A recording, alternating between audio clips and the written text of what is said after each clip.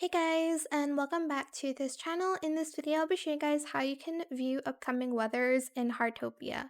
So open up tab or just your watch, and then you're going to actually select this area of your watch here. Wait, okay, click on this area, and right now it is sunny, and you'll see upcoming weathers. So for Thursday it's going to be sunny, Friday sunny, Saturday is going to rain, and there's going to be a meteor shower.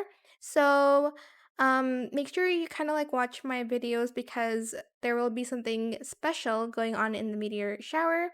And then Sunday it's sunny, Monday there will be a rainbow. It's a good time if you want to catch the clownfish, which I am going to attempt on Monday.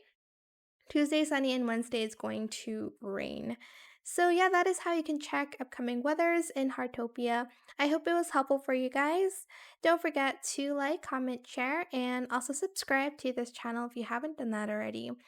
If you have any more questions about this video, just leave it in the comment section down below. I will try my best to answer them all for you guys. And if you found this video helpful, please click the thanks button as well.